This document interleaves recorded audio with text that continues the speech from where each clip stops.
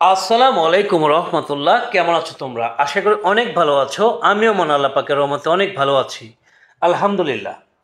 তো আজকে আমি তোমাদের মাঝে হাজির হয়ে গেলাম নতুন আরেকটি ভিডিওতে। আর আজকের এই ভিডিওটা হচ্ছে প্রিফিক্স। এর আগে সাফিক্স নিয়ে তোমাদেরকে আলোচনা করেছিলাম। তো সাফিক্স প্রিফিক্স পার্ট 1 যদি তোমরা না দেখে থাকো তাহলে সেটা অবশ্যই তোমরা এই ভিডিওর প্রথম কমেন্টের লিঙ্ক থেকে দেখে নেবে ইনশাআল্লাহ। আর এই ভিডিওর প্রথম কমেন্টে আমার সেকেন্ড চ্যানেলের লিঙ্ক দেওয়া থাকবে। আর সেকেন্ড চ্যানেলটি হচ্ছে জব এবং অ্যাডমিশন রিলেটেড। তো যারা সাবস্ক্রাইব করো না তারা অবশ্যই সাবস্ক্রাইব করে নিবা। আর এই চ্যানেল তো অবশ্যই সাবস্ক্রাইব করে নিবা, কারণ আমি তোমাদের প্রয়োজনীয় যে ভিডিওগুলা প্রয়োজন, তোমাদের সামনে এসএসসি পরীক্ষা, তো সেই ভিডিওগুলো আপলোড করে যাচ্ছি। তো অবশ্যই এই ভিডিওটি শুরু থেকে একদম শেষ পর্যন্ত কন্টিনিউ করো। ওকে, তো দেখো প্রিফিক্স নিয়ে আলোচনা করব। তো প্রিফিক্সটা কি? এখানে দেখো প্রি প্রি মানে হচ্ছে আগে, আর ফিক্স মানে হচ্ছে স্থাপন। তার মানে আগে স্থাপন, অর্থাৎ কোনো রুট ওয়ার্ডের আগে যদি ডিস, ইন, আন, ইম, আই এম, ইম, এরপরে miss, M I S, miss, non, N O N, non, এরপর কি আই আর, তারপরে ই এন, তারপরে আই এল ইত্যাদি যোগ করে নতুন শব্দ গঠন করে তাকে প্রিফিক্স বলে। অর্থাৎ কোনো মূল শব্দের আগে যদি এগুলা বসায় দাও, অর্থাৎ ডিস বসায় দাও, কিংবা ইন বসায় দাও, কিংবা আন বসায় দাও, কিংবা আই এম বসায় দাও, mis, non, I R, E N, I L, এইগুলা কোনো রুট ওয়ার্ডের আগে বসায় দিলেই সেটা প্রিফিক্স হয়ে গেল। এখন কথা হচ্ছে যে প্রিফিক্স হয়ে যাবে, কিন্তু তুমি কি এই শব্দগুলা কোন সময় বসায় দেবা সেটা তো তোমার বুঝতে হবে। তো সেইটা বোঝার জন্য দেখো ট্রিক্স রয়েছে। তো সেই ট্রিক্সটা কি সেটা অবশ্যই তোমাকে ফলো করতে হবে। দেখো ট্রিক্স হচ্ছে, কোনো সেন্টেন্সে যদি নট ছাড়া নেগেটিভ অর্থ প্রকাশ করে তবে প্রিফিক্স করতে হবে। এটা তোমার মাথায় রাখতে হবে যে কোনো সেন্টেন্সে নট নাই, তারপরও এটা নেগেটিভ অর্থ প্রকাশ করতেছে, তাহলে সেই সেন্টেন্সটার মধ্যেই তোমাকে কি রাখতে হবে? প্রিফিক্স রাখতে হবে। মানে গ্যাপের মধ্যে তোমাকে কি বসাইতে হবে? প্রিফিক্স বসাইতে হবে। ওকে, তো দেখো প্রিফিক্স সাধারণত বিপরীত শব্দ হয়ে থাকে। প্রিফিক্স সাধারণত কি হয়ে থাকে? বিপরীত শব্দ হয়ে থাকে।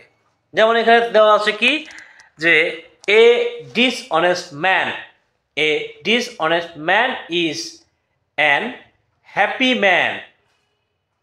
তো দেখো এখানে ডিসঅনেস্ট ম্যান, এই বাক্যের মধ্যে কিন্তু কোথাও নট নাই, হ্যাঁ, কিন্তু তারপরেও এটা একটা নেগেটিভ একটা শব্দ রয়েছে। হ্যাঁ, সেই শব্দটা কি? এই যে ডিসঅনেস্ট মানে অসৎ। হ্যাঁ, যে ব্যক্তি সৎ নয় তাকে আমরা কি বলি? ডিসঅনেস্ট বলি। তো এই যে ডিসঅনেস্ট শব্দটা রয়েছে, এই যে শব্দ, এটা কিন্তু একটা নেগেটিভ শব্দ। তো কোনো শূন্যস্থানের মধ্যে যদি তুমি সেন্টেন্সের মধ্যে যদি দেখো যে একটা নেগেটিভ শব্দ আছে, তাহলে বুঝবা ওইটার মধ্যে, ওই গ্যাপের মধ্যে, ওই সেন্টেন্সের গ্যাপের মধ্যে অবশ্যই কি হবে? অবশ্যই প্রিফিক্স করতে হবে। তো এই জায়গায় যে হ্যাপি রয়েছে, এই হ্যাপির আগে একটা শব্দ বসায় দাও। তাহলে কোন শব্দ বসানো যায় হ্যাপির আগে? আনহ্যাপি। হ্যাঁ, এখানে তুমি আন কথাটা বসায় দিলে কিন্তু হয়ে গেল। তো অ্যান্সারটা কি হলো? আনহ্যাপি। কেন আনহ্যাপি হলো? কারণ এখানে ডিসঅনেস্ট রয়েছে। এবার দেখো করাপশন। করাপশন মানে কি? দুর্নীতি। করাপশন মানে কি? দুর্নীতি। দুর্নীতি কি পজিটিভ না নেগেটিভ বলো তো তোমরা? অবশ্যই এটা একটা নেগেটিভ শব্দ। যেহেতু দুর্নীতি একটা নেগেটিভ শব্দ, নেগেটিভ শব্দ পাওয়া গেছে, তাহলে নির্দ্বিধায় তোমাকে এখানে কি রাখতে হবে? অবশ্যই প্রিফিক্স রাখতে হবে। তো এখানে ডেঞ্জার রয়েছে, তোমাকে লিখতে হবে ইন ডেঞ্জার্স, ইন ডেঞ্জার্স। ওকে, এখন কথা হচ্ছে শেষে এস কেন যুক্ত হলো? এস যুক্ত হলো এজন্যই কারণ করাপশন, করাপশন দুর্নীতি যাকে দেখা যায় না, মানে এটা আনকাউন্টেবল নাউন। আর আনকাউন্টেবল নাউন সবসময় সিঙ্গুলার হয়ে থাকে। আমরা জানি সাবজেক্ট যখন থার্ড পারসন সিঙ্গুলার নাম্বার হয় তখন ভার্বের সাথে কি যোগ করতে হয়? এস যোগ করতে হয়। এজন্য এখানে কি হলো? In dangers. ওকে ওকে, আচ্ছা এরপরে দেখো যে পরে যেটা আছে এক্সাম্পলটা, সেটা হচ্ছে literacy is a curse. Literacy is a curse, শিক্ষা একটি অভিশাপ। Literacy is a curse. তো এখানে দেখো যে কার্স শব্দটা রয়েছে, কার্স। কার্স মানে কি? অভিশাপ। তো দেখো যে অভিশাপ, এই অভিশাপ কি পজিটিভ শব্দ না নেগেটিভ শব্দ? অবশ্যই এটা একটা নেগেটিভ শব্দ। যেহেতু এটা একটা নেগেটিভ শব্দ, তাহলে নির্দ্বিধায় তোমাকে কি করতে হবে? প্রিফিক্স করতে হবে। তো এখানে দেখো লিটারেসি রয়েছে, এই লিটারেসি শব্দটাকে যদি আমরা প্রিফিক্স করি তাহলে কি হয়? ইলিটারেসি। অর্থাৎ এই লিটারেসি শব্দের আগে জাস্ট তুমি আই এল কথাটা বসায় দিছো, তাহলে কি হয়ে গেল? এটা ইলিটারেসি। ওকে, আচ্ছা, এরপর আমরা ফাইনালি আরেকটা উদাহরণ যাব, সেটা হচ্ছে a healthy poor man is happier than an healthy rich man. হ্যাঁ, এই শব্দের মধ্যে যদিও একটা পজিটিভ শব্দ আছে, কিন্তু নেগেটিভ শব্দ কিন্তু আছে। হ্যাঁ, নেগেটিভ শব্দ থাকলেই ওইটা তুমি প্রিফিক্স করবা, এটা যদি মাথার মধ্যে তোমার থাকে। হ্যাঁ, নেগেটিভ শব্দ থাকলেই তুমি প্রিফিক্স করবা। তুমি অর্থ বুঝো বা না বুঝো, তুমি সাফিক্স প্রিফিক্সে ফুল মার্কসই পাবা। যদি দুইটা পার্টে দেখো, পার্ট 1 তোমাদের জন্য আগেই দিয়ে দিয়েছি, এবার পার্ট 2টাও দেখবা। আর যদি আগেরটা না দেখে থাকো তাহলে অবশ্যই দেখে নিতে হবে, কারণ সাফিক্সই কিন্তু বেশি কোশ্চেন হয়। হ্যাঁ, সাফিক্স প্রিফিক্সের মধ্যে সাফিক্সটাই পরীক্ষায় বেশি আসে, প্রিফিক্সটা খুব কম আসে। যাই হোক, তো দেখো এ হেলদি পুয়ার ম্যান, যেহেতু এখানে পুয়ার মানে গরিব। হ্যাঁ, এখন কথা হচ্ছে গরিব কি করে আবার নেগেটিভ হলো, তাই না? তোমার মনে প্রশ্ন থাকতে পারে যে গরিব এই শব্দটা কিভাবে নেগেটিভ হয়।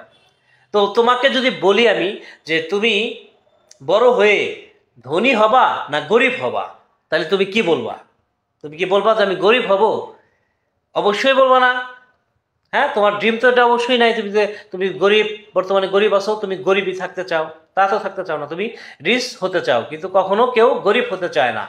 তো যা মানুষ চায় না ওইটাই হচ্ছে নেগেটিভ। তো এখানে যে পুয়ার শব্দটা আছে, পুয়ার শব্দটা নেগেটিভ, আর রিচ শব্দটা কি? পজিটিভ। তো যেহেতু পুয়ার শব্দটা নেগেটিভ, তখন এখানে কি করতে হবে? হেলদি। হেলদি শব্দটাকে যদি তুমি প্রিফিক্স করো তাহলে কি হয়? আনহেলদি। জাস্ট এখানে হেলদির আগে আন কথাটা বসায় দাও, তোমার কিন্তু কি হয়ে গেল?